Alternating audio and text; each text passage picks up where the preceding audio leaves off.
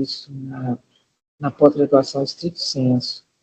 Então, ela tem muitos alunos de mestrado e doutorado.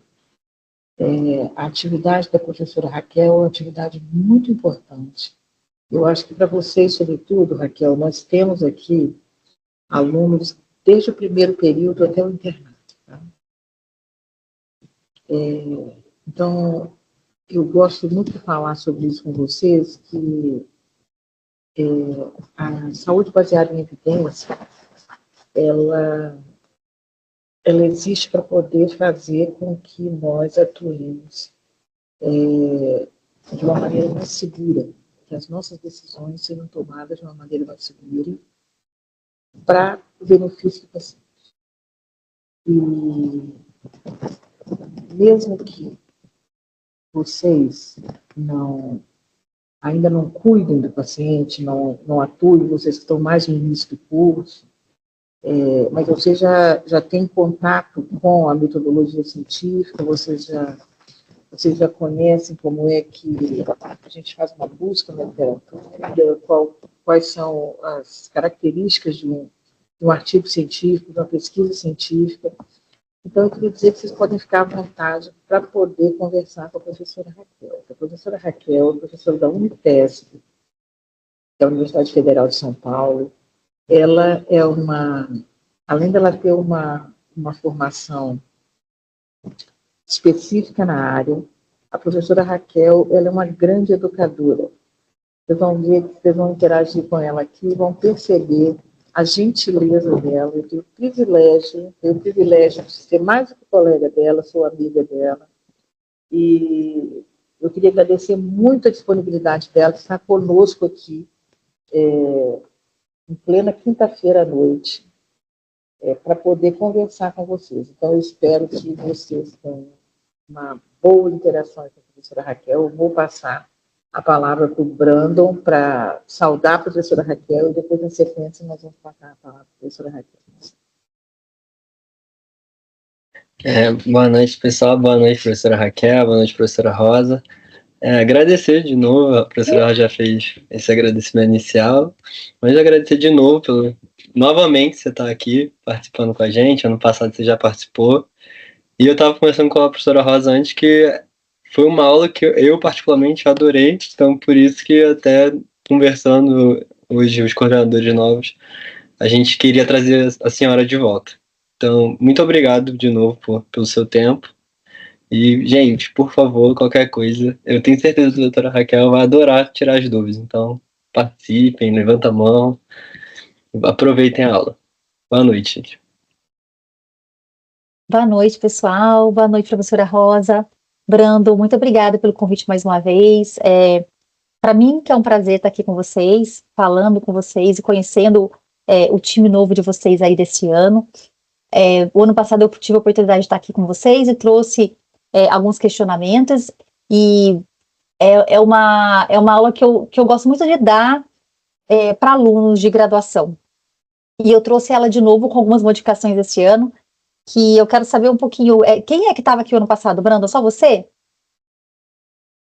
Do ano passado são os 3 coordenadores, eu, o João e a Paula. O João tá aqui participando. É o João Pedro? Isso, João Pedro. Tá certo. Então, assim, eu estou à disposição de vocês para interromper a fala, para voltar para alguma discussão, tá bom? Eu vou tentar ser breve para que a gente possa ter mais tempo de conversar no final, tá bom? Que vai ser um prazer poder conversar com vocês, ok? Eu vou compartilhar minha tela aqui, aí vocês vejam se tá aparecendo. Começou? Sim, Raquel. Tá. Sim. Eu tô vendo vocês aqui, mas qualquer coisa me chame, tá? Brandon, você tá assim, me chama, tá bom?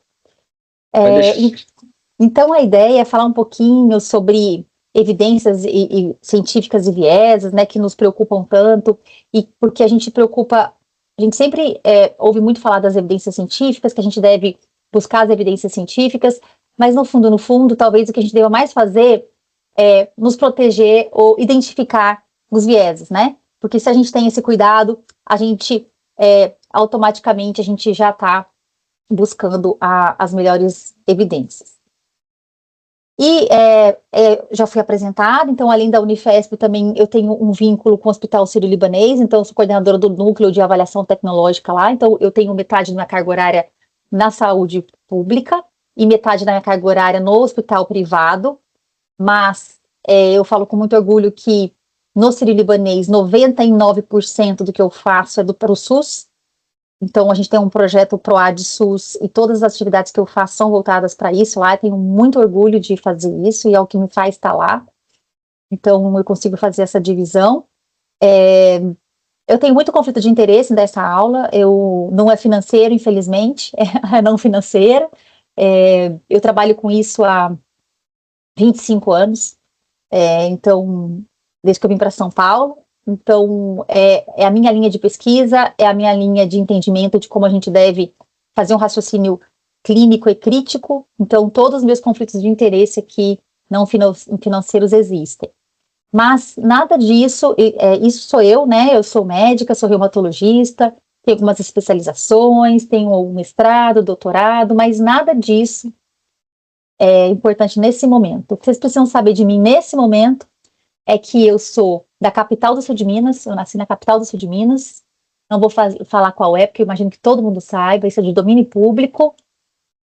Eu fui alfabetizada com os índios, eu tenho muito orgulho disso, então eu aprendi a ler e escrever lá em Manaus, quando estava formando a Zona Franca de Manaus, meus pais foram para lá, e eu tenho um sonho que eu quero que se transforme em plano, e logo, que é conhecer a aurora boreal. Então, essas são as 3 coisas que, neste momento, vocês precisam saber de mim, tá bom?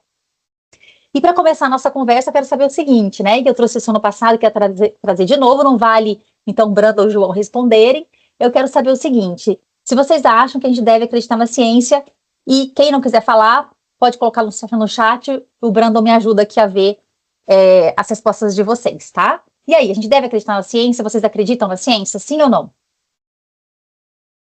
Vamos lá. Quero respostas, tá bom? Não precisa ficar com vergonha. Eu acho que... Fala. Opa, licença. É o Paulo aqui. Eu acho que depende de que ciência. Eu acho que a gente deve acreditar na ciência com um pezinho atrás, sabendo interpretar o que a gente está vendo. Boa, Paulo. Boa, ótimo. Mais alguém? Tirando isso, já teve a Laura, o Pedro Henrique, Gabriel e a Yara falando que sim, a Giovana também falando que sim, mas... E por que eu trouxe essa pergunta? Porque eu quero começar a aula falando para vocês o seguinte, pessoal, eu vim aqui para dizer para vocês, e para convencer vocês, que a gente não deve acreditar na ciência, que a gente não deve confiar na ciência, tá? E por que a gente não deve? Então, eu vou mostrar evidências para vocês que mostram para nós que nós não devemos confiar na ciência. Vamos fazer esse trato aqui, esse desafio? Vamos ver se eu consigo fazer isso até o final desses minutinhos, tá bom? E para começar, eu gosto sempre de trazer essa frase do Ben Goldacre, ele é um pesquisador, quem ainda não leu nenhum livro dele, por favor, leia. Vale muito a pena quando a gente é estudante, ler um pouquinho do criticismo dele. Diante de tantos estudos que ele fez, diante de tantos achados, né, uma das frases mais impactantes que ele tem para nós é que hoje os estudos que têm achados positivos, ou seja, que dão resultados significativos, eles são muito mais prováveis, né, pelo menos 2 vezes mais prováveis de serem publicados do que um resultado negativo. Isso é um grande problema do que a gente chama hoje de saúde baseada em evidências, não é nem mais medicina baseada em evidências, né? É saúde baseada em evidências, porque isso mina tudo aquilo que a gente acredita.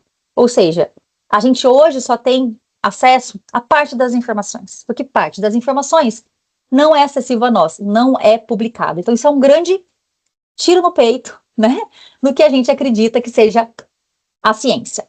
E, para dar alguns exemplos para vocês, eu trouxe alguns estudos que a gente chama de estudos meta-epidemiológicos ou meta-pesquisas, tá bom? O que são esses estudos? São estudos que avaliam o quanto as nossas escolhas diante de métodos ao fazer o nosso desenho de estudo, seja um relato de caso, seja um estudo clínico, ensaio clínico, seja uma revisão sistemática, as escolhas que vocês, como pesquisadores, adotam durante o processo de elaboração dos estudos, o quanto isso, se for feito de modo inadequado, impacta na confiança e impacta nos resultados desses estudos, desviando esses resultados da verdade, certo? Então, esses são os estudos metaepidemiológicos, ou metapesquisas. E por que eles são importantes? Eles não são importantes porque eles falam mal de outros estudos, certo? Eles são importantes porque eles estão associados a um processo de melhoria contínua. A partir do momento que a gente vê que determinados métodos afastam o resultado dos estudos da verdade, a gente entende que a gente precisa melhorar a adoção desses métodos. E não é porque a gente não existe método, mas muitos pesquisadores ou muitas pessoas que fazem pesquisas desconhecem esses métodos. Então, é super importante a gente se apropriar desses métodos porque eles estão diretamente relacionados com o resultado ou com a confiança nos resultados que a gente vai ter. Parece uma coisa óbvia, mas nós vamos ver que talvez isso não seja tão óbvio assim, tá bom? Porque muita gente continua não usando métodos adequados para fazer os seus estudos. E para começar, eu trouxe esse estudo que foi relativamente simples, um estudo feito por alunos também de graduação aqui da Escola Paulista de Medicina, da nossa liga, e a gente avaliou como que estava sendo a qualidade do relato dos ensaios clínicos que avaliavam os efeitos das estatinas ou fibratos para o tratamento da retinopatia diabética. Então, a gente levantou todos esses ensaios clínicos, na época eram 13 ensaios clínicos, e a gente aplicou uma ferramenta que chama Consort, que é uma ferramenta que ela é feita para ajudar a gente a contar a história de um ensaio clínico. Então, você faz um ensaio clínico, desenvolve o seu projeto, e na hora de você publicar, colocar ele no formato de artigo, existem guias para isso. E o guia mais conhecido, mais usado para ensaio clínico, chama Consort, certo? Então, a nossa pergunta era, será que os pesquisadores que fazem ensaios clínicos nessa área estão preocupados com como eles comunicam os resultados desses estudos para os médicos ou para os leitores dos artigos? E a gente descobriu que não. Por quê? Porque só havia adesão a 68% dos itens do Consort nesses ensaios clínicos. Então, os pesquisadores que pesquisam o uso de estatinas e fibratos para essa doença, para a retinopatia diabética, eles não têm se preocupado com esse tipo de comunicação. E qual o problema da gente não se preocupar com esse tipo de comunicação, pessoal? De eu não relatar adequadamente os resultados no meu estudo. Quem pode imaginar? Vamos lá. Podem escrever também que o Brandon vai me ajudar, né, Brandon? Qual o perigo que vocês acham que acontece? O que pode acontecer? Qual o risco? Pode falar, gente. De tomar tudo que tá ali como uma verdade absoluta.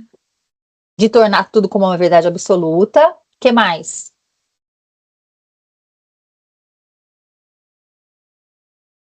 Qual o Acho que grande pode perigo? enviesar os resultados também. Enviesar é um tipo de viés, né? Que é viés de relato. E, pessoal, pois não? Quem abriu aí? Alguém abriu? A Ana Tereza botou que ela acha que a compreensão do leitor pode ficar enviesada diante da forma que eles passaram. Exatamente. Então, juntando tudo que vocês falaram, o que acontece? Se a gente não tem um processo de contar a história transparente, né, e claro, se eu não sei, por exemplo, a dose do medicamento que foi avaliada, se eu não sei claramente os benefícios que vai ter para o paciente, eu posso utilizar a informação interpretar de modo equivocado e utilizar de modo equivocado. E, para pesquisa especificamente, eu posso não garantir a reprodutibilidade daquele estudo. Se eu quiser fazer um estudo parecido com aquele na minha região, eu não vou conseguir, porque ele não está bem relatado, tá? E aí o relato é muito importante. Então não basta só a gente fazer bons estudos, pessoal.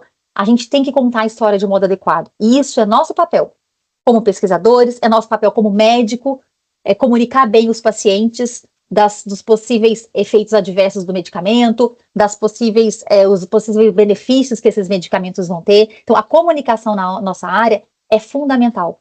E se a gente falha nesse processo de comunicação e falha em traduzir esse conhecimento, a gente está fadado a erros de prescrição, fadado a má adesão, baixa adesão terapêutica, ou uso de intervenções que não funcionam. Então, a comunicação de evidência científica, ou seja, a tradução do conhecimento de um formato científico para quem vai ler, para quem vai tomar decisão, é fundamental. Eu aposto que todo mundo aqui já teve um professor que você fala, gente, ele sabe muito. Nossa, esse professor tem muito conhecimento. Mas a aula dele é muito chata. Ele não consegue transmitir aquele conhecimento, mas você sabe que ele sabe.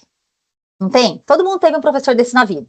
E todo mundo também teve aquele professor que talvez você não se importe muito com o conhecimento dele, porque ele é tão legal, ele comunica com a gente de uma forma tão boa, a gente quer ficar do lado dele, a gente quer ouvir o que ele está falando, e os dois cenários não são os cenários ideais, né? O ideal seria que a gente tivesse sempre, todos os professores tivessem o conhecimento, tivessem a experiência, e além disso, tivessem a habilidade e a vocação e a vontade de estar com os alunos, de comunicar o que ele sabe, de inspirar os alunos, né? E quando a gente fala de estudo, é a mesma coisa. Não basta só eu fazer um estudo de boa qualidade. Eu preciso contar a história de modo adequado para que as pessoas possam utilizar os meus resultados de forma adequada, seja na pesquisa, seja na prática, tá? Então, isso é um problema, tá? E essa ciência é a ciência que está aí para a gente aprender com ela, tá bom? Opa, peraí que passei 1000 slides, gente. Foi tudo até o final, peraí, o que aconteceu não. Então, isso é um problema. E o segundo exemplo é um exemplo relacionado com estenose de carótida. Então, por exemplo, se você é alguém aqui quer fazer cirurgia vascular, já pensou nisso? Não tem nenhum cirurgião vascular aí no futuro? Bom, em breve vai ter. Então, se você for um cirurgião vascular hoje, você quiser tomar uma conduta, está com uma dúvida se você vai usar uma terapia, uma cirurgia aberta ou um stent para tratar um paciente que está com estenose de carótida, geralmente a primeira coisa que a gente vai procurar é os guidelines, né, que orientam a gente a melhor terapia, que é a prática. Se a gente não acha guideline, a gente vai procurar as revisões sistemáticas, certo? Que vão comparar para a gente as duas técnicas, aberta e fechada, para tratar a estenose de carótida. Se você fosse um cirurgião e fosse buscar hoje na literatura, né, ou quando a gente fez esse estudo na literatura, revisões sistemáticas que respondessem essa pergunta, você ia se deparar com 17 revisões sistemáticas diferentes. Essas 17 revisões sistemáticas foram feitas ao longo de 12 anos. E, de modo geral, elas incluíram quase sempre os mesmos 15 ensaios clínicos randomizados. Certo? Ou seja, ao longo de 12 anos, pouco estudo primário foi desenvolvido para justificar uma nova revisão sistemática, uma atualização de uma revisão sistemática ao longo desses anos. Isso é problemático, porque a gente diagnosticou um problema lá atrás, ou seja, uma deficiência de qualidade das publicações primárias há 12 anos atrás, continuamos fazendo revisões sistemáticas redundantes e nenhum novo estudo primário foi feito, certo? Isso é um problema. Mas, pior do que isso, ou mais importante do que isso talvez, seja que nenhuma dessas 17 revisões sistemáticas possuem boa qualidade metodológica. Pior, todas elas têm qualidade metodológica muito baixa ou criticamente baixa. Então, é nesse tipo de estudo que a gente está baseando as nossas condutas, está baseando a elaboração dos nossos guidelines, certo? Essa é a ciência que temos hoje. Terceiro exemplo, cirurgia bariátrica, ou agora mudou de nome, né? Cirurgia metabólica. Então, se a gente pegar não só 17 revisões sistemáticas, mas se a gente pegar todas as 78 revisões sistemáticas que avaliaram intervenções de cirurgia bariátrica, olha o susto que a gente vai levar. Quase todas elas, ou seja, 99%, tinham qualidade criticamente baixa. Certo? Para tratar hoje a obesidade ou sobrepeso com algumas condições, que é uma situação hoje que antes dos medicamentos que a gente tem hoje, talvez era a única terapia que a gente tinha disponível, era a cirurgia, certo? E todas essas revisões, as 78, pessoal, não é uma, não é duas, é quase todas, qualidade criticamente baixa, certo? Essa é a ciência que nós temos hoje. E vocês estão vendo aqui que a gente tem esses estudos metaepidemiológicos, eles incluíram revisões, estudos publicados em diferentes fontes de informação, em diferentes revistas, tá? Não é só de revista de fator de impacto ruim, não. Baixo, não, tá bom? Esse quarto exemplo mostra pra gente o seguinte, que também a gente não avaliou 17, não avaliou 78, mas eles avaliaram 261 revisões sistemáticas sobre tratamento de câncer avançado. E o que aconteceu? Nada diferente, ou seja, 88% dessas revisões com qualidade criticamente baixa, certo? Então, estou mostrando aqui para vocês diferentes áreas da medicina, diferentes áreas do conhecimento, e todas elas mostrando que a gente tem algum problema na ciência que está aparecendo para a gente hoje. Bom, quinto exemplo. Eu adoro esse estudo. Ele foi feito pela professora Daniela Mello, que é aqui da Unifesp também, mas do campo da farmácia. O que a Dani fez com os alunos dela? Aí, de novo, não foram 17, não foram 78, não foram 261, foram 421 guidelines, pessoal. Ela avaliou todos os guidelines sobre o manejo farmacológico de doenças crônicas na atenção primária. Olha que coisa mais importante, certo? E nessa área também não foi observado um cuidado metodológico na elaboração desses guidelines. Isso foi observado porque apenas 23% deles tinham alta qualidade metodológica de acordo com uma ferramenta que chama AGREE, que é uma ferramenta que avalia a qualidade metodológica dos guidelines. Então, temos problema nos ensaios clínicos, temos problema nas revisões sistemáticas e temos problema também nos guidelines, certo? Esse outro estudo aqui, eu não sei se eu trouxe ano passado, acho que não, porque a gente acabou saindo um pouco depois, eu acho, se eu não me engano, não sei se eu trouxe. Esse estudo foi um estudo muito simples que a gente fez, só que o resultado dele foi tão impactante que a gente conseguiu publicar como carta ao editor nessa revista que na nossa área de epidemiologia é a mais importante, que é a Journal of Clinical Epidemiology. O que a gente observou? A gente buscou, nosso time fez uma busca em todas, aí é todas, tá, gente? Todas as revisões sistemáticas do PubMed. A gente desenvolveu um mecanismo de busca e a gente conseguiu avaliar todas as revisões sistemáticas publicadas desde 1964, 66, eu acho, quando o PubMed foi criado, o Medline foi criado, tá? E olhem só que assustador.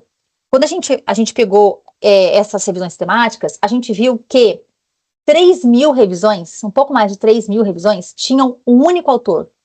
Eram revisões sistemáticas de um único autor. E por que isso é problemático? Uma das principais premissas mais básicas para você desenvolver uma revisão sistemática é que quase todos os passos, os steps de fazer uma revisão sistemática, eles incluem 3 autores, no mínimo. Então, é uma das premissas mais essenciais, mais básicas. E aqui a gente encontrou 3.000 revisões sistemáticas publicadas em mais de 60 jornais diferentes que mostraram que nem os editores tomam cuidado na escolha dessas revisões sistemáticas. E o grande problema de você ter revisão sistemática de um único autor é que você perde o quê? A segurança, a acurácia da informação. Ou seja, vários daqueles passos que precisam ser feitos por 3 pessoas para reduzir o risco de erro, não aconteceram, porque apenas um autor viu tudo. E a gente ainda observou que ao longo dos últimos 20 anos, houve um aumento dessa taxa, em 6,5%, certo? Ou seja, a ciência não está boa e, o pior, está piorando, né? O cenário não é um cenário animador, tá bom? Ai, gente, desculpa, foi de novo aqui, não sei o que houve. Deixa eu voltar de novo aqui. Está muito sensível meu mouse. Então, essa ciência que a gente tem hoje é uma ciência que nos leva a preocupações, certo? E esse estudo também que eu gosto bastante, porque eu gosto muito, porque ele também teve um resultado muito, muito impactante. A gente pegou todos os ensaios clínicos, todos, tá, pessoal? Lá no Clinical Trials, que é uma base de registro de ensaios clínicos, pegou todos os ensaios clínicos naquela época, 2019, 2020, que avaliavam o uso de cannabis com finalidade terapêutica, certo? Tinha 65 naquela época, hoje tem mais de 600. Se vocês verem como que existe uma coisa que chama viés da moda, né? Todo mundo está estudando cannabis para alguma coisa. E quando a gente avaliou esses estudos, a gente viu como é que era a adequação entre o resultado desse estudo e a conclusão. Porque o que a gente espera? Obviamente que a conclusão do estudo reflita seus resultados, certo? A nossa grande surpresa foi que, nos estudos de cannabis, havia uma taxa de 44% do que a gente chama de viés de distorção nas conclusões. Ou seja, em 44% dos casos, quando havia um resultado favorável, dizendo que, olha, cannabis é promissor para alopécia, ou cannabis parece funcionar para epilepsia refratária, ou cannabis funciona para autismo. Em todas essas falas, em quase metade, se você voltasse lá no resultado desse ensaio clínico, você veria exatamente o contrário, certo? Que não tinha nenhuma evidência, nenhum resultado que tivesse alguma promessa de benefício. Então, isso é assustador. Isso a gente conhece como viés de distorção ou spin bias, certo? E olha isso daqui, que é uma que a gente talvez até ria, né, para não é tão trágico. Esse estudo avaliou a frequência de viés de distorção em estudos que avaliavam viés de distorção. E 14% dos estudos que avaliavam viés de distorção estavam sujeitos ou cometeram viés de distorção, certo? Então, nosso problema está ficando grande, gente. Nem os estudos meta-epidemiológicos estão escapando aqui de usar métodos adequados, né? Então, isso é um problema, né? E, voltando um pouquinho no viés de distorção, acho que vale a pena porque é uma coisa muito frequente, né? E a gente vê isso muito em notícias de jornal, em notícias, em chamadas de jornais de TV, em chamadas de grupos de receber e-mailing de jornais, né? Para chamar a atenção.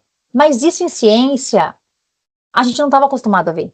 Ou pelo menos a gente não imaginava que a frequência fosse tão grande, né?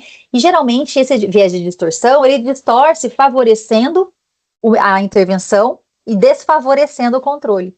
E geralmente superestima os achados positivos e subestima os resultados negativos desse estudo, tá? Isso, para mim, nem é o pior problema. O pior problema está nessa frase final aqui, ó.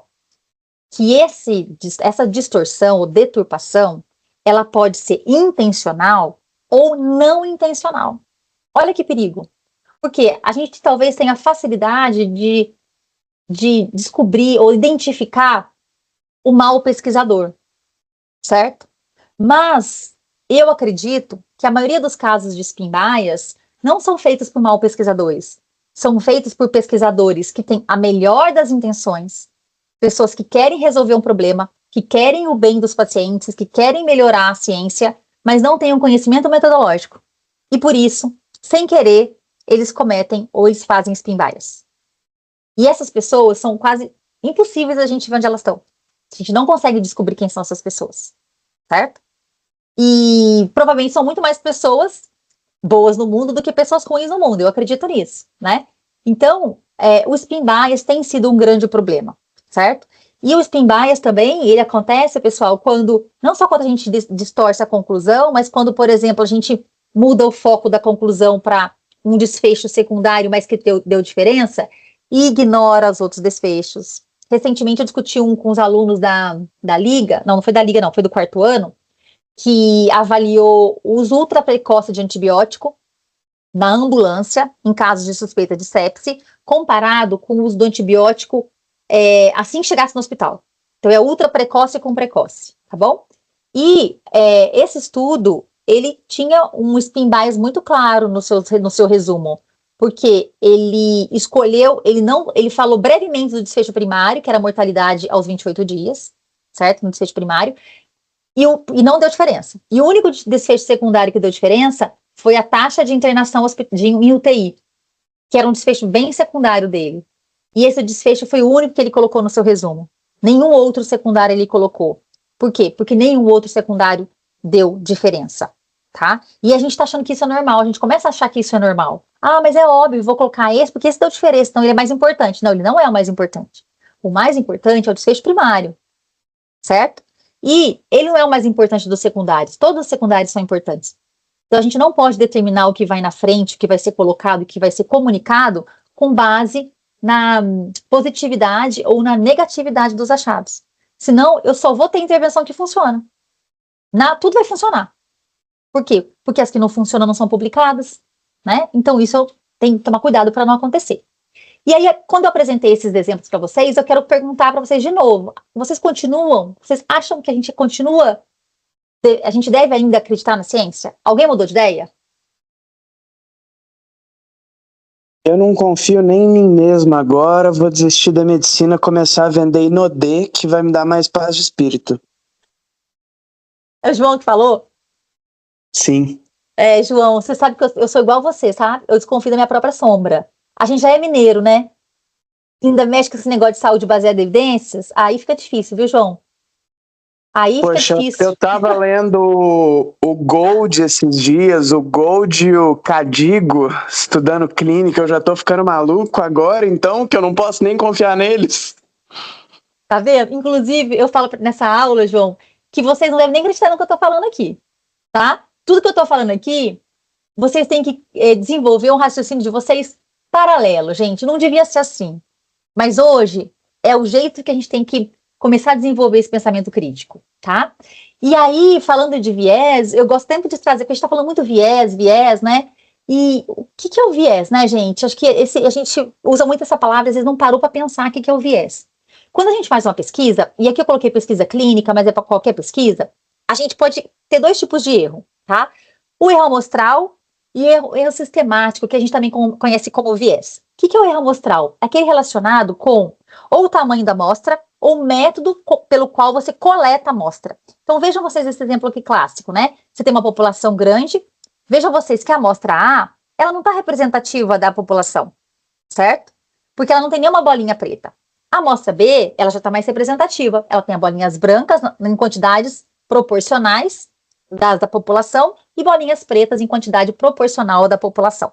Provavelmente essa amostra B é maior do que a amostra A, dá para eu ver, e eu usei um método adequado para coletar essa amostra. Então, esse cuidado que eu tenho resolve meu problema do erro amostral. Então, se eu tenho um tamanho de amostra adequado e um método adequado para selecionar as pessoas, os participantes, eu resolvo meu problema de erro amostral ou erro de randômico que fala, tá bom? Então, ou erro aleatório. Eu resolvi o meu problema. Então, não é difícil resolver isso, tá? Ampliando a amostra e usando métodos apropriados de amostragem, eu resolvo meu problema amostral. E o viés? O viés, não, ele é um pouco diferente, é um pouco mais complexo, porque ele é um erro sistemático, ele se repete. Então, é um fator que, quando presente, ele vai desviar o resultado da verdade, mesmo se o estudo for repetido várias vezes. Se você tem um erro amostral, e você repete esse estudo várias vezes, e tem tamanhos de amostras diferentes, esse erro vai se dissolvendo, certo? Agora, quando você tem um viés, esse erro persiste. E como é que a gente faz para resolver o problema, para evitar o erro sistemático? A gente precisa adotar métodos rigorosos na metodologia. Então, se for um ensaio clínico, a gente precisa randomizar, precisa fazer um mascaramento, a gente precisa evitar perdas, fazer relato adequado. Então, todo esse rigor metodológico evita os vieses. Garante que eu não tenha viés? Não, não garante. Mas ele minimiza a possibilidade de viés, certo? E aí, esse é o nosso papel, certo? Então, quando a gente fala a gente deve acreditar na ciência, e acaba sendo uma brincadeira que a gente começou a trazer para vocês, mas é para a gente pensar por que a gente traz isso, porque a gente, na verdade, não deve acreditar na ciência de qualquer forma. A gente deve sempre desconfiar da ciência. Então, a ideia, o objetivo é desconfiar da ciência. E a gente deve acreditar, como eu acho que alguém falou aqui, que eu esqueci quem foi, que a gente deve acreditar apenas na boa ciência, certo? Por que a gente deve desconfiar? Porque, gente, o conhecimento, ele começa com uma pergunta. Se eu assimilo e acredito tudo aquilo que é passado para mim sem questionar, eu não gero a possibilidade de ter novos conhecimentos. Eu não alimento o ciclo de conhecimento. Então, isso é fundamental. Desconfiar e perguntar é fundamental. Então, a gente deve, sim, desconfiar da ciência e acreditar só na boa ciência. Tudo bem? O grande problema é, onde está a boa ciência? Onde ela está? No meio do matagal, que é a ciência, né? Que tem a ciência boa e a ciência ruim, certo? E é nosso papel aqui, como professores, como futuros médicos, como futuros residentes, como futuros professores, futuros pesquisadores, certo? É nosso papel desenvolver habilidades para identificar essa boa ciência. E isso, gente, é uma habilidade que eu não posso abrir mão na área da saúde. Ah, professora, eu não gosto do negócio de pesquisa. Eu quero estar na assistência, eu quero só atender os pacientes, eu quero ser cirurgião plástico, eu quero ser pediatra, não quero com esse negócio, não quero saber desse negócio de pesquisa. Excelente. Cada um vai seguir o que gosta mais. E que bom que tem pessoas que querem ficar na assistência. Excelente, nós estamos precisando disso. Mas talvez você que quer ficar na assistência, você é a pessoa que mais precisa desenvolver raciocínio crítico em saúde. Porque quem vai estar na academia vai estar sempre envolvido com esse raciocínio.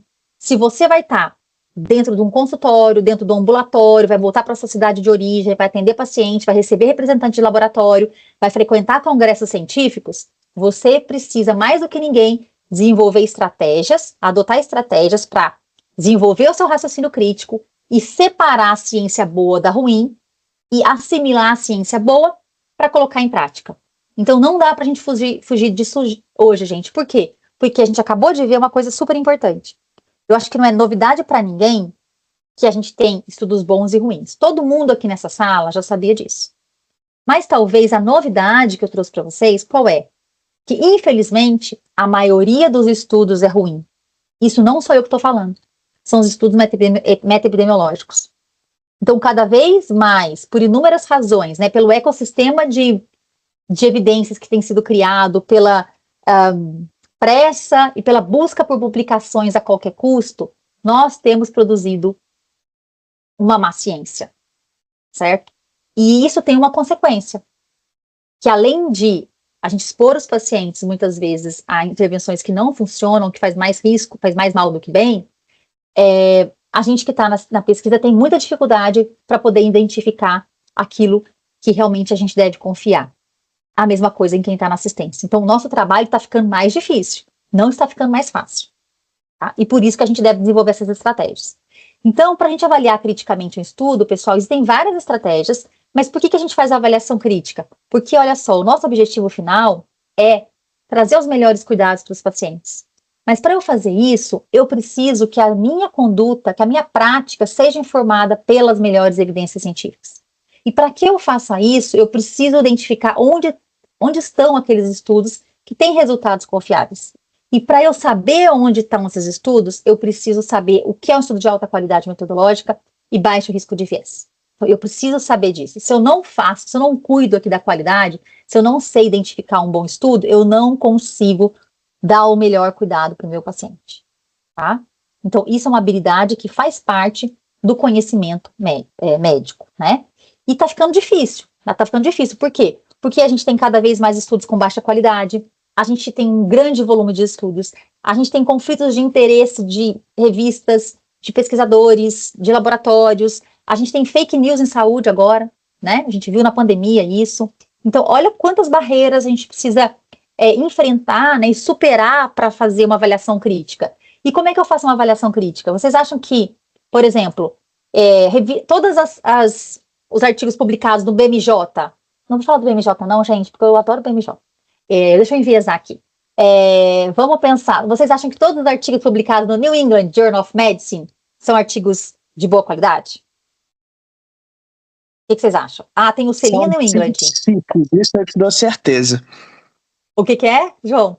São artigos chiques que deram muito ibope para quem publicou, isso eu tenho certeza. É verdade. Se eu publicar no New England, eu vou aposentar, tá? Professora Rosa, anota aí. Se eu publicar no New England, eu acho que eu me aposento, né? É o sonho de qualquer pesquisador. É a revista da área da saúde com maior fator de impacto, mas tem muita coisa ruim publicada lá, por inúmeras razões. A gente podia fazer depois só uma discussão de por que estudos ruins são publicados, certo? Tem muita coisa ruim lá, então não é uma boa estratégia. Pelos autores, olha só, esses pesquisadores aqui são bem conhecidos na minha área, na área de otorrino, são professores, são muito bons, sempre vai ser bom o estudo dele? Não é sempre que vai ser bom, certo? Às vezes não foi ele que fez, às vezes foi um grupo de pesquisador, ele é coautor, às vezes pode ter uma falha que nem ele percebeu, isso pode acontecer, então isso não é uma garantia, certo? Instituição sede, todos os estudos da Clínica Mayo são bons? Não são, porque a Clínica Mayo é formada por pessoas, por pesquisadores, por médicos, tem médicos bons e ruins, pesquisadores bons e ruins. Então, isso não é uma garantia. Influencer científico, gente. Alguém conhece algum influencer científico? Se alguém falar que eu sou influencer científico, eu vou sair dessa aula agora, tá? Que eu não sou influencer científica. Tá cheio de influencer no Instagram, né? Quando sai um estudo, a pessoa já faz um teaser, né? Já faz um teaser, já dá um resuminho, tal. Isso é ruim ou é bom? Não é ruim, né? Ela está aprendendo alguma coisa, ela está desenvolvendo a habilidade dela, mas você precisa desenvolver a sua. Então, eu falo que a avaliação crítica não pode ser terceirizada, de jeito nenhum, certo? Você não pode terceirizar a avaliação crítica, é uma coisa sua, propriedade sua, característica sua, é uma gestão do seu conhecimento, que você precisa carregar para sempre. Porque se eu falar para vocês alguma coisa aqui, eu carrego comigo a história que eu vivi na saúde baseada em evidências, eu carrego comigo um conhecimento que eu tive, e você também não vai ter esse influencer do seu lado o tempo todo. Então, você precisa desenvolver essa habilidade, tá? E tem algumas características, alguns aspectos que a gente precisa levar em conta quando a gente fala assim, agora eu preciso desenvolver essa habilidade. Então, você precisa desenvolver essas competências, entender um pouquinho do método, entender os desenhos de estudo, então ter um conhecimento, um conteúdo teórico, isso tem que ter, não tem como, tá bom? Mas você precisa, para fazer uma avaliação crítica, usar um método padronizado, então uma ferramenta, um guia que seja reconhecido. Você precisa ser transparente na hora de você avaliar criticamente. Por que você jogou de alto risco? Por que você jogou de baixo risco? Qual o motivo? Isso precisa estar muito claro, certo? E você precisa ser imparcial, certo? Você tem que tirar qualquer parcialidade que você possa ter aí do meio do caminho, tá bom? E claro, isso parece que é muito fácil, né? Mas no começo pode parecer difícil, pode parecer assustador para vocês. Mas eu digo que não é, que é possível. E por isso que eu tô aqui. Porque se eu achasse que era impossível, eu não estava falando com vocês isso aqui. E é possível e é importante. E se eu não uso essas estratégias, ou seja, se eu não sou transparente, se eu não sou sistematizada, se eu não sou imparcial, vira uma opinião. Vira o que eu acho versus o que o Brandon acha, o que o João acha, né? O que cada um de vocês, o Bernardo acha, o que a professora Rosa acha. Então vira achismo, né? Vira opinião, vira fofoca, vira mimimi. E não é isso que a gente quer. E quando a gente fala de pensamento crítico, pessoal, é uma coisa muito séria. Tá? Não é falar, o pessoal gosta de falar mal dos outros estudos. Não é. Isso é uma coisa muito séria e não é falar mal dos estudos. É apontar onde estão as possíveis falhas metodológicas que podem levar a vieses que desviam o resultado da verdade e podem fazer com que eu use uma intervenção que pode não ser segura para o meu paciente, pode não ser a melhor intervenção para aquele paciente. Então, avaliar criticamente é utilizar um método sistematizado, transparente, imparcial, para entender como é esse processo, né, no qual o estudo foi planejado, foi conduzido, foi analisado, foi relatado, identificar vieses nesse processo e o potencial desses vieses em desviar aqueles resultados daquele estudo da verdade. Então, essa é a arte do pensamento crítico, certo? A gente precisa desenvolver isso ao longo da nossa vida. E existem várias ferramentas para a gente fazer isso, existem ferramentas para cada desenho de estudo, existem ferramentas em português, em outros idiomas, ferramentas que a gente usa mais no contexto da pesquisa, ferramentas que a gente usa mais no dia a dia, certo? E aí, tem uma lista de ferramentas, eu deixei algumas para vocês aqui, mas elas não param de crescer. Existem ferramentas desenvolvidas por vários grupos de pesquisa, e muitas delas a gente já tem em português, acho que todas elas a gente já tem uma versão em português, seja uma versão validada ou não validada, na internet tem isso, tá?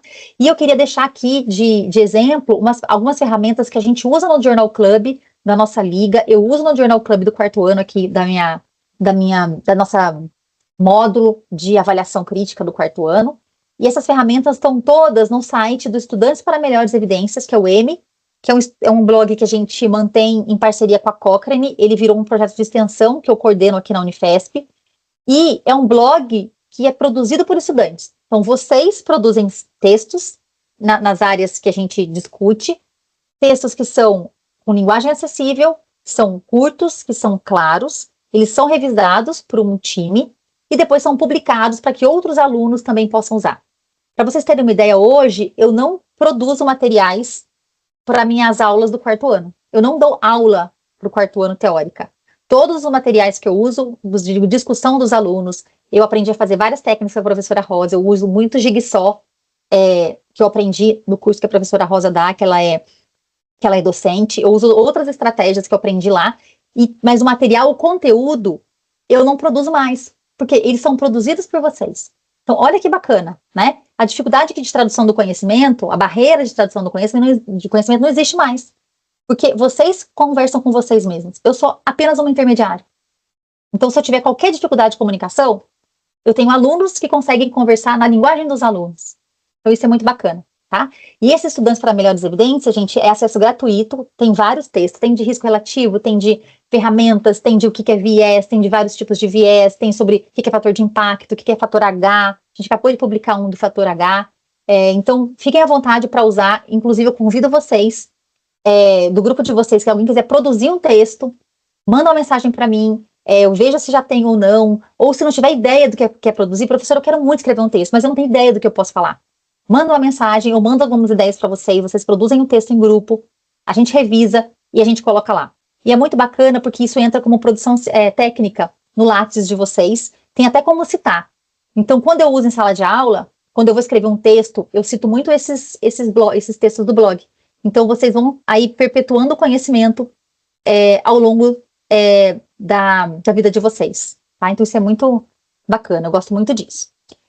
E para terminar aqui a minha fala, eu gostaria de terminar com essa fala que eu gosto muito, que é do Doug Altman, ele já faleceu, que ele dizia que a gente não precisa de mais pesquisas. A gente precisa de pesquisas melhores e feitas pelas razões corretas. E por que eu gosto dessa frase? Porque é uma frase que liga muito, pessoal, ela liga muito a prática com a pesquisa. Por quê? Porque se a gente fica só na pesquisa, né?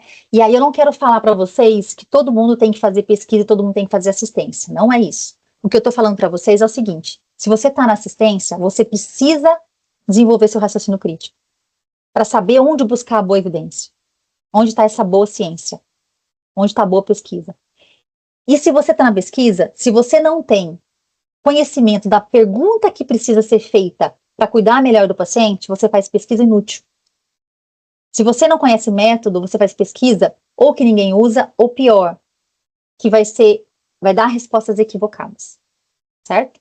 Então, essa integração entre essas duas áreas é fundamental. Pesquisa sem assistência é pesquisa de gaveta.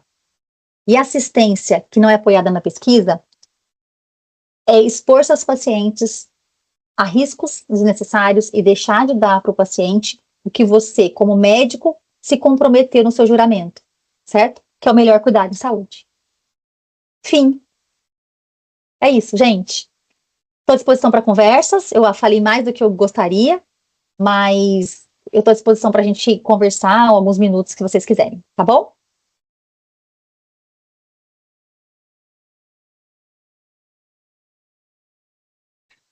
Muito obrigado, professora Raquel, pela aula, pelo tempo disponibilizado. É sempre um prazer escutar a senhora. Eu adoro, particularmente. E, gente, alguém tem alguma dúvida, quer tirar alguma curiosidade, quer perguntar alguma coisa? Pode perguntar qualquer coisa, tá, gente? Não precisa ser nem do que a gente falou agora. Pode perguntar da vida, né? Só não pode perguntar qual a capital do sul de Minas, porque daí eu vou me sentir ofendida, tá? Eu queria fazer uma pergunta assim, que talvez seja difícil de responder. Como responder a perguntas clínicas que existe pouca pesquisa ou existe má pesquisa sobre? Falando da motivação por trás dessa pergunta, eu fui pesquisar outro dia sobre dipirona, porque na prática a gente vê que dipirona é meio que igual paracetamol, só que metade do mundo civilizado ela é proibida. Isso sempre me deixa com a pulga atrás da orelha. Daí eu fui atrás e todos os estudos que tem sobre dipirona atuais, que o pessoal fala sempre, não, você tem que procurar estudo com no máximo 5 anos de idade, para cima disso é velharia. Todos os estudos são, tipo assim, publicados em revistas ultra obscuras por grupos do mundo subdesenvolvido e eu não sei no que confiar mais. Quem perguntou aqui? Ver se eu acho a Karine. João, eu, de novo. João, tá. João, é o seguinte, isso que você está me contando é o cenário mais frequente. Que bom seria, que sonho seria, se para todas as nossas perguntas a gente tivesse alta qualidade de evidência, alta certeza da evidência. Tivesse uma revisão sistemática com 20 ensaios clínicos, tamanho N amostral, sem vieses, né?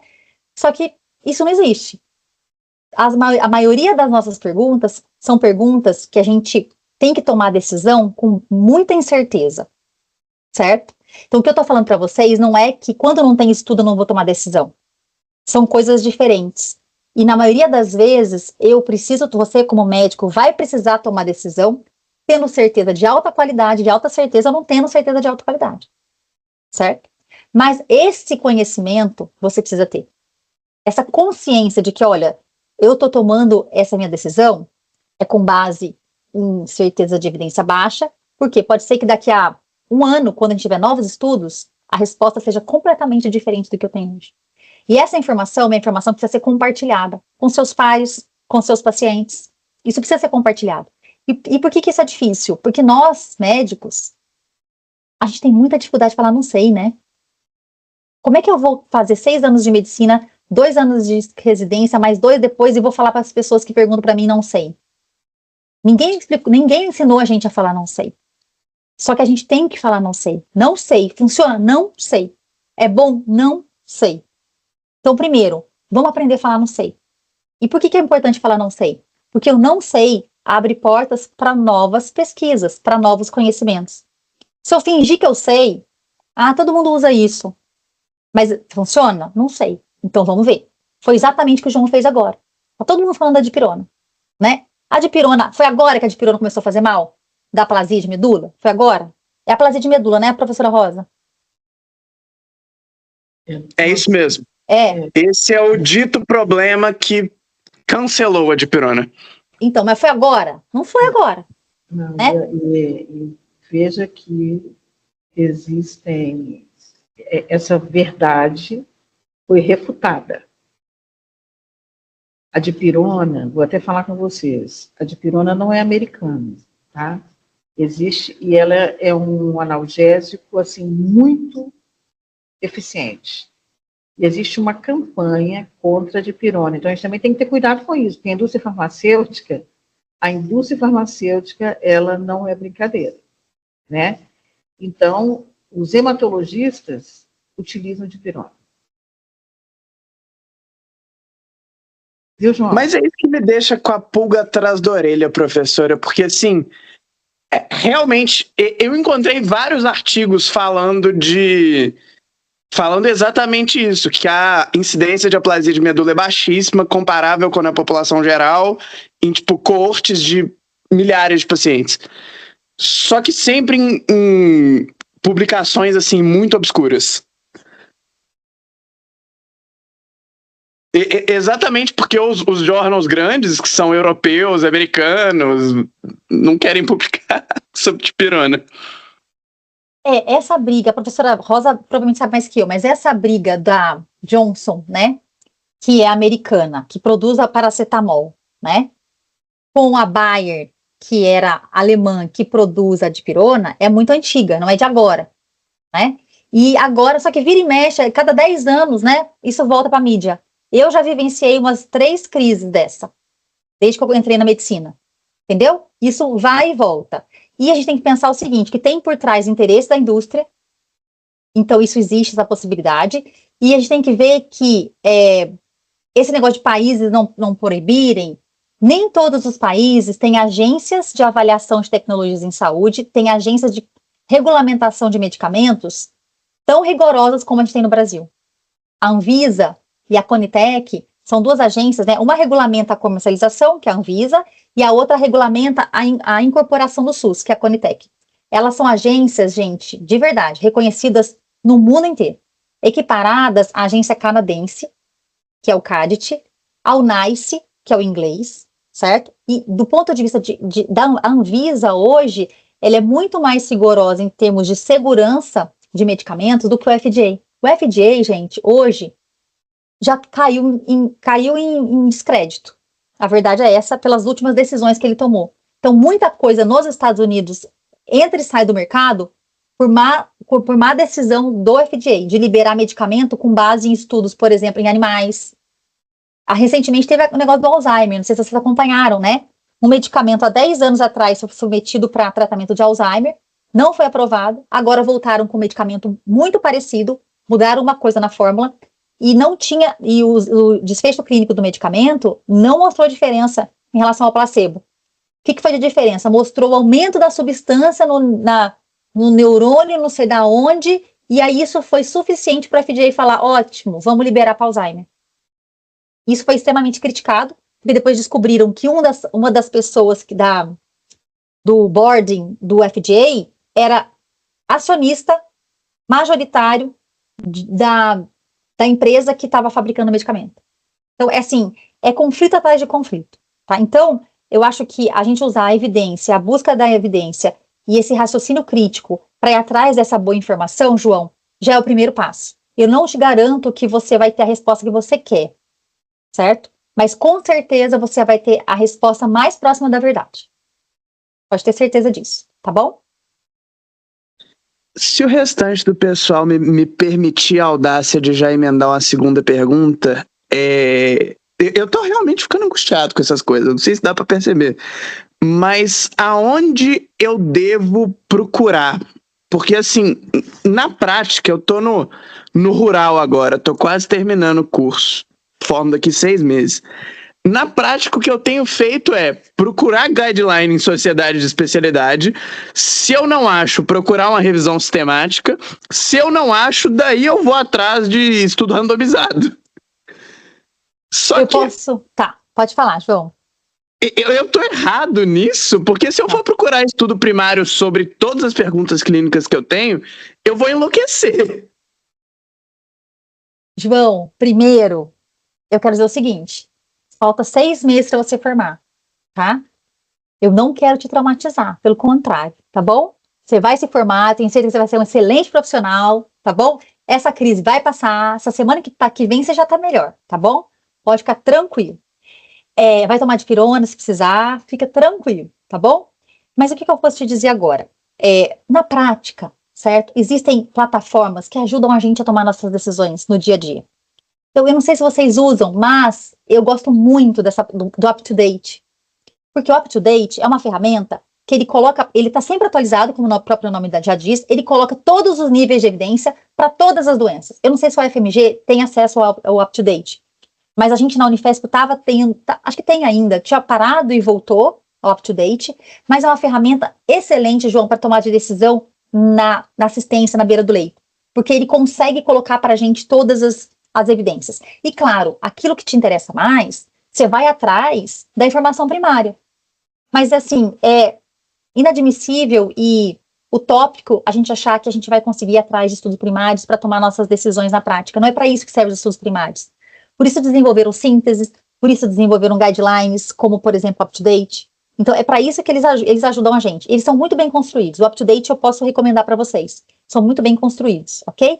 Mas, claro, o pensamento crítico de ver uma informação do UpToDate e depois, quando você tiver tempo, né, dar uma olhada no que está por trás dele, eu acho que isso já vai ser excelente para você. Você vai sempre estar atualizado para cuidar do seu paciente, sem deixar de lado a busca da evidência que está por trás do UpToDate, tá bom? Frequência respiratória até diminuiu aqui. Obrigado, doutora. Ai, que bom, João. Eu fico feliz. Eu não queria atrapalhar sua formatura. A Laura tá com a mão levantada, professora. Pois não, Laura. Boa noite, professora. Boa noite, Rosa. Boa noite, Brendo. Muito obrigada pela aula, foi maravilhosa. E, assim, eu sou uma pessoa que eu fiz metade de biomedicina e eu saí porque eu tinha pavor de pesquisa científica. Pavor, assim. Nossa Senhora, eu fico até arrepiada. Porque eu tenho uma dificuldade muito grande de entender como que a pesquisa funciona em si. Então, talvez a pergunta que eu vou te fazer é boba, mas assim, é porque realmente eu tenho muita dificuldade. Eu não entendi quando você falou a questão dos desfechos, porque na minha cabeça o desfecho primário é aquele que o estudo em questão, ele está se propondo a testar no primeiro momento, mas o desfecho secundário seria aquele que, assim, é um adicional. Se a gente conseguir alguma coisa com relação a isso, bem, se não, amém. E eu não entendi quando você falou que seria um problema valorizar mais, acho que valorizar mais o desfecho secundário do que o primário, porque se você não prova não necessariamente invalidaria todo o estudo que você fez se você conseguiu provar um desfecho secundário. Então eu fiquei um pouco com dúvida nisso. Que bom que você perguntou isso, Laura. Que bom. Olha só, a gente não quer invalidar, tá? E a gente está falando aqui de uma coisa que chama comunicação, que é viés de relato. Então, no estudo inteiro, a gente vai ter os resultados dos desfechos primários, que são aqueles que mais importam para o paciente. Desfecho primário não deve ser um desfecho laboratorial, não deve ser um desfecho econômico. Geralmente, desfecho primário deveria ser é aquilo que importa para o paciente. É um score de qualidade de vida, é um score de função, é um status clínico daquele paciente. Então, esses são os desfechos mais importantes. Porque, por exemplo, aproveitando a professora Rosa aqui, se você está tratando um paciente com anemia, certo?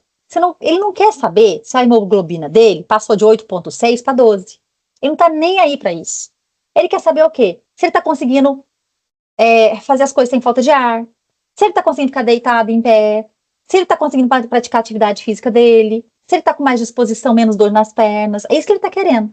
Então, quando a gente fala de desfecho primário é o clínico, é aquele que se coloca no lugar do paciente. Se você fosse paciente, o que você queria saber? Né? Porque não adianta nada a hemoglobina passar para 12 e você continuar dispneico, você continuar sem vontade de fazer as coisas, cansado, deitado na cama, né? Então, isso é importante a gente colocar aqui. E eu não estou falando que os desfechos secundários não são importantes, tanto é que eles são desfechos, certo? Eles foram escolhidos como desfechos. O que a gente está criticando aqui, isso é importante colocar, e que bom que você perguntou, é que eles devem, obviamente, ser relatados, mas a crítica aqui é da ênfase, certo? Porque isso é neurolinguística. Se você, por exemplo, coloca no final de estudo, por exemplo, canabinoides pode melhorar a qualidade de vida, certo? Mas o desfecho principal qual é? Redução do número de crises epiléticas em crianças, que é um desfecho super importante, que a gente sabe que quem tem epilepsia, essas síndromes Dravet, Lennox-Gastaut, as crianças ficam tendo crises atrás de crises, né? Às vezes tem 80 crises num dia. Então, isso talvez seja o mais importante, redução do número e duração das crises, né? Então, quando você coloca um desfecho, por exemplo, sei lá, eu falei qualidade de vida, mas talvez qualidade de vida seja um desfecho importante também. Não sei, deixa eu pensar aqui. Satisfação tipo do um cuidador. custo-benefício de um tratamento, algo assim? Pode ser um custo-benefício, ou pode ser, por exemplo, isso que eu falei, satisfação do cuidador. Tá? São desfechos importantes? São, mas para tratar a doença, a primeira coisa que eu vou querer fazer é tratar o doente, é tratar o paciente. Então, quando eu coloco ali, quando eu valorizo mais o resultado de um desfecho secundário, em detrimento do primário, eu ignoro o primário, que eu estou falando que os estudos que fazem relato seletivo, Laura, eles ignoram o desfecho primário. Mortalidade, esquece da mortalidade. Taxa de internação hospitalar, taxa de internação em UTI, reestenose, né? Olha só, esse stent aqui reduziu a estenose, gente, a taxa de reestenose em 80% quando comparado com outro stent. E a mortalidade? Foi igual.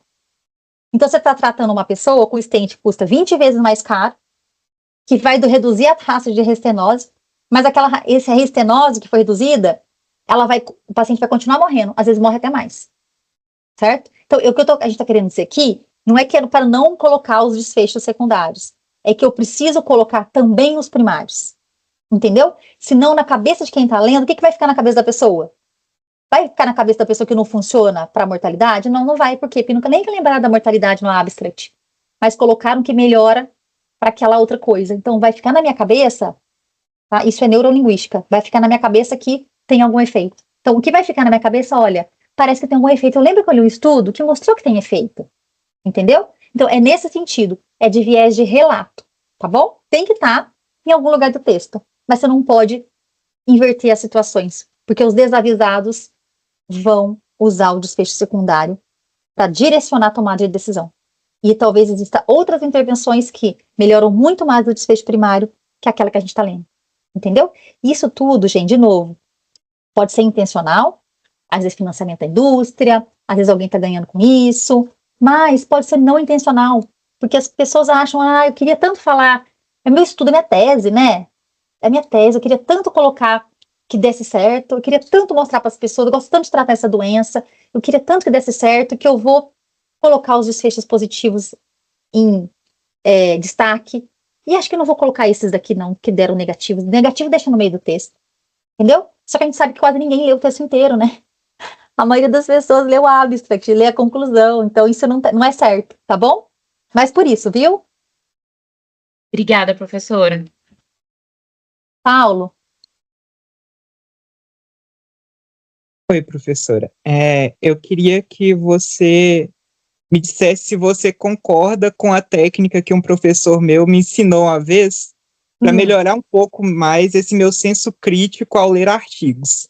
Então vai. O que ele me ensinou foi assim: artigo científico, você lê a introdução, você lê a metodologia, você lê os resultados. A discussão você ignora, porque ele sempre vai achar o artigo que ele quiser para concordar com o que ele quiser. E a conclusão, se você chegar na mesma conclusão com ele, é muito provável de ser uma conclusão viável. Se vocês dois chegarem em conclusões diferentes, é bem capaz que tenha algum problema em algum lugar. Faz sentido, Paulo. A gente vai testar essa estratégia, entendeu? Para ver se ela tem eficácia. O que eu sempre falo é o seguinte: uma vez eu tive uma aula com o pessoal lá do Centro de Medicina Baseada em Evidências de Oxford, e eles desenvolveram uma ferramenta de avaliação crítica. Eles têm uma ferramenta no site deles, inclusive, para todos os desenhos de estudo. E a primeira pergunta é assim, ó: se você leu o resumo e não foi capaz de identificar a pergunta desse estudo, qual a população, qual a intervenção, qual o controle, joga fora, passa para o próximo. Claro que é muito radical, né? Mas você fica pensando assim, se a pessoa não teve a capacidade de deixar claro para você, no resumo, onde ela quer chegar, ela não merece que você leia, ou você não merece ler esse estudo até o final, entendeu? Claro que é exagerado, né? Mas é verdade, tá lá na primeira pergunta lá da avaliação crítica. Não siga, se você não conseguiu entender, não siga com essa avaliação crítica, pare por aqui. Tá escrito desse jeito, né? E a minha recomendação é sempre leia o resumo, porque ele vai te dar uma visão geral do estudo, e tenta identificar a pergunta. E mais importante, se a pergunta dele é a pergunta que você quer saber. Porque às vezes a população não é a sua, às vezes o desfecho não é o que você quer ver, às vezes não é o comparador que você quer. Então, primeiro, veja a validade externa desse estudo para você, se o resultado dele vai valer para você, certo? E como professora de metodologia, não tem como eu não falar para você ir direto para os métodos. Né? Não tem como eu não dizer isso para você. Então, os métodos é que vão garantir para você o quanto você vai confiar nos resultados. Então, e você vai ficar, se você começar a fazer isso, Paulo, você vai ficar tão bom nisso, que você vai começar a ler 3 ou 4 linhas e vai desistir e vai passar para outra, certo? Então vai ficar muito fácil para você, e confesso que vai ficar muito gostoso. Né? Porque a Laura falou que não gosta de pesquisa, né, Laura? Mas isso é uma coisa que a gente desensina os alunos, né? A gente faz os alunos não gostarem de pesquisa. A faculdade inteira a gente trabalha para isso. Porque o professor que faz pesquisa é o mais chato, o professor que faz pesquisa é o mais feio, o professor que faz pesquisa é aquele que anda com cara feio, não fala oi para ninguém, que não sabe se comunicar, não é assim? Então, a gente também que faz pesquisa tem que quebrar isso. A gente tem que tornar as pesquisas acessíveis. E quando eu falo tornar a pesquisa acessível, pessoal, não é falar que ela é fácil. Não é. É falar que ela é difícil. E ela precisa ser difícil, mas ela precisa ser muito bem feita. Certo? Mas é uma coisa muito legal de fazer. É uma coisa muito gostosa de fazer. Eu já tive aluno que estava desiludido. Falou, professora, eu fiz uma iniciação científica, não quero mais saber disso. Detestei. Eu atrasei para entregar meu negócio da FAPESP, deu tudo errado, traumatizei. Mas por quê? Não conversava com o orientador, não tinha. Então, assim, se a gente faz isso, eu estou falhando como professora, né? Porque eu não posso deixar um aluno não gostar de pesquisa. Ele pode não querer fazer a pesquisa, mas odiar a pesquisa, alguma coisa está errada nesse processo todo, né? Então, às vezes eu pego o aluno no 4º ano, meu desafio é desconstruir isso e mostrar o quanto você não precisa querer saber fazer pesquisa, não precisa, mas ler a pesquisa, gente, eu vou falar para vocês, não tem como vocês fugirem disso, tá? Não tem como vocês fugirem disso. Então, quanto mais cedo vocês lerem, mais vocês vão gostar, mais vocês vão achar um desafio. E uma coisa muito legal, se vocês souberem ler criticamente um estudo, vocês já vão estar na frente de 90% dos médicos que estão se formando. Então, isso é muito diferente. E eu acho que é um compromisso que vocês têm com os pacientes de vocês. Quando você sabe interpretar cientificamente o estudo e criticamente com propriedade, você trata melhor seu paciente, você desenvolve até o seu raciocínio clínico melhor. Então, a gente deve isso aos nossos pacientes. Ele espera isso da gente. Sabe que uma vez eu fui explicar para um paciente que era saúde baseada em evidências? Eu fui dar uma aula para paciente sobre o que era. Ninguém entendeu nada. Né? Por que eles não entenderam nada? Porque, para eles, todo médico faz isso. Todo médico baseia sua conduta, cuida do paciente, com base nos estudos científicos. Identifica os melhores estudos. Então, quando você explica para ele que alguém desenvolveu uma metodologia que chama medicina baseada em evidências, ele fala, gente do céu, então o mundo está perdido. Porque todo médico que não faz isso, então, não sabe cuidar do paciente? Né? Então, isso é muito difícil de se explicar para as pessoas. E eu acho que não devia ter essa disciplina, e meu sonho é que um dia não tenha essa disciplina de medicina baseada em evidência, não tenha saúde baseada em evidência. Por quê? Porque o meu sonho é que a gente não precise ter isso. Porque ela já vai fazer parte do nosso conhecimento, da construção do nosso conhecimento desde o primeiro ano, em todos os módulos, até a gente chegar no final do ano. Então não vai precisar parar para ninguém ensinar nada. Isso vai ser natural. Eu sonho com isso. E eu estou lutando para isso. Para eu perder meu emprego.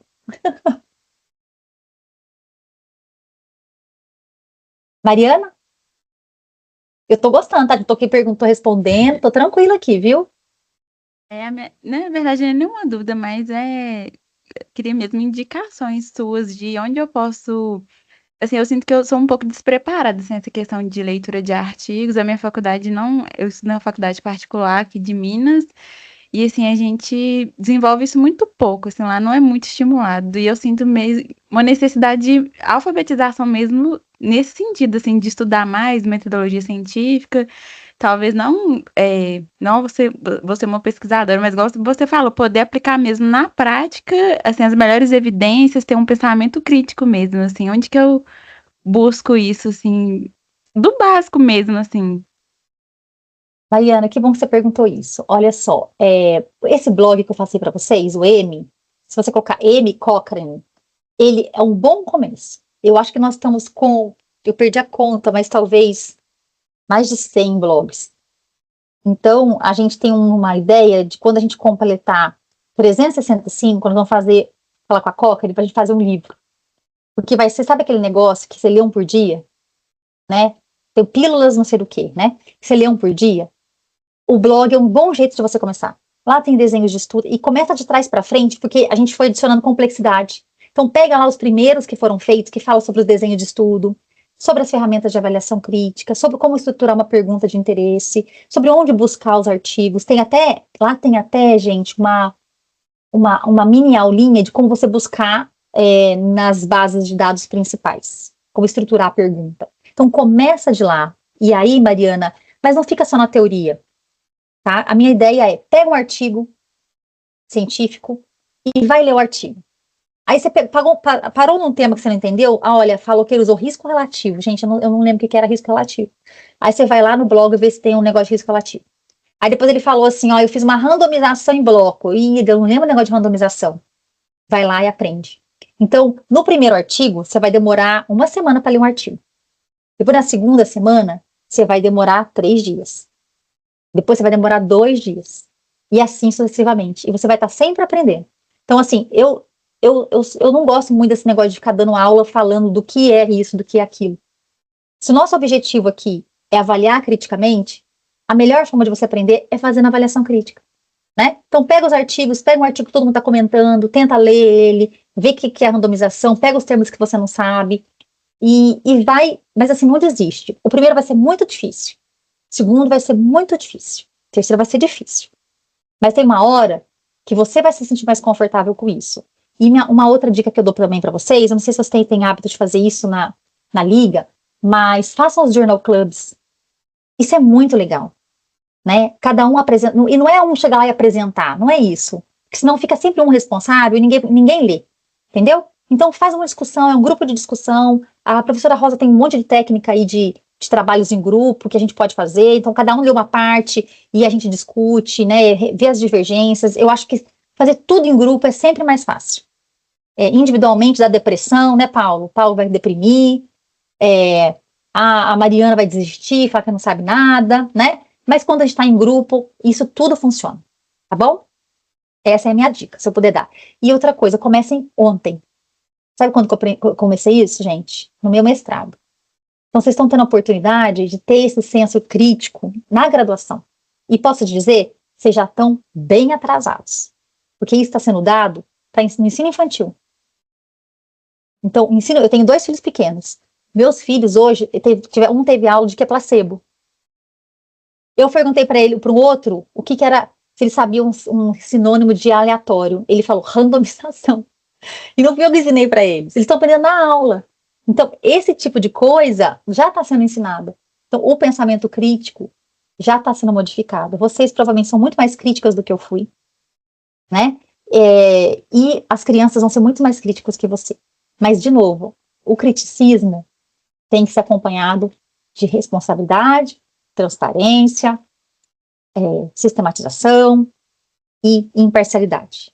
Senão, vai ficar mimimi, a minha opinião, não gosto desse autor, tenho inveja desse autor, tô com ciúmes dele, ele é meu concorrente, esse artigo é da Alemanha, esse é da China, então eu não acredito no chinês, eu não acredito no alemão, entendeu? E não é isso que a gente precisa.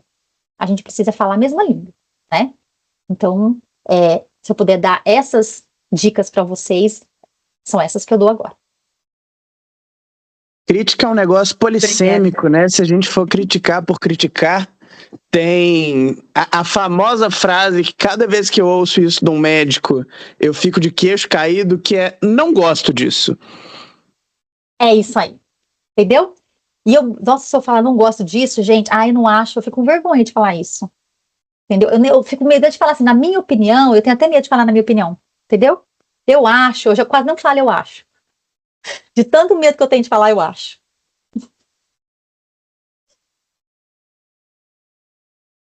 Muito bom, gente. É isso? Mais perguntas? Não? Bom, gente, olha aqui, eu não tenho medo de falar, eu acho. Eu acho que foi maravilhoso. Que presente. Sim. Também, olha, no grupo com os gigantes muitos já elogiaram bastante a aula. Então, acho que todo mundo está falando, eu acho, com convicção hoje que foi boa a aula, que todo mundo adorou. Obrigado, professora. Que bom, gente. Espero que vocês tenham gostado. Para mim é um grande prazer estar aqui. O convite da professora Rosa, para mim, é uma honra. A professora Rosa é uma... Eu não sei nem falar o que a professora Rosa é. Ela é, assim, ela é um ser, assim, iluminado, é um ser adorado, é um ser que, eu já falei isso para ela, que tá perto dela, para mim, eu já fico inteligente, eu já fico bem disposta, eu já fico animada, meu coração já se alegra. Então, assim, dela tá perto de mim, a minha vida já muda, né? Então, assim, que pessoa consegue fazer isso com a gente? Né? Então, são pessoas muito especiais. Então, tá aqui com ela neste momento, e eu vou contar um segredo para vocês. Hoje eu completo 20 anos de namoro com meu marido. Então, ele tá me esperando pra gente comemorar, né? E eu falei, mas eu tenho um compromisso muito importante. Eu preciso contar a professora Rosa. E os alunos da professora Rosa. Depois que eu encontrar os alunos da professora Rosa, aí nós vamos comemorar. Entendeu? Então, só agradecendo. Que coisa linda. Você é maravilhosa, viu? Esses meninos, olha aqui. O que vai acontecer? Eles vão ficar querendo chamar sempre. Então, gente, olha, ela é uma pessoa muito ocupada, eu preciso dizer para vocês, entendeu? Então, você está vendo? O problema é que é boa demais, né? Mas você sabe, professora, só rapidinho, do ano passado, a gente tem um grupo que a gente começou a desenvolver uma revisão de escopo para identificar estratégias para levar o pensamento crítico no ensino infantil. Então, é da Milena, com a Milena, né? Então, a gente ainda na fase de seleção. Não sei se o Brandon estava nesse grupo também, eu não sei, estava, né, Brandon? Está ainda no grupo. Tô participando. A gente está devagar, a gente conseguiu publicar o protocolo, está devagarzinho, mas está andando. Então, para mim, isso é um presente, né? E é um fruto dessa reunião aqui do ano passado. Coisa boa, que coisa boa. Mas eu preciso dizer que você é muito admirada por todos nós, viu? Tá? Esse povo aqui, ó, fica te aguardando, assim, ansioso. Então, vamos manter o contato, pessoal. Vamos nos achar no Instagram, pelo menos a gente consegue manter o contato por lá. Estou à disposição de vocês, tá bom? Me procurem lá e eu estou à disposição para a gente manter o contato de alguma forma. Isso, quem não sabe que o João vai fazer um estudo aí da dipirona. Pois é, tá vendo? Eu só não sei quem vai financiar, mas é um sonho, né? Não, Podemos chamar o pessoal do cannabis, que agora tudo é cannabis, quem sabe? Muito bom, gente. Muito obrigada, viu? Obrigada, Brando. Muito obrigada. Olha, feliz aniversário de namoro. Agora você vai aproveitar bastante. Se desculpe com o seu marido, namorado.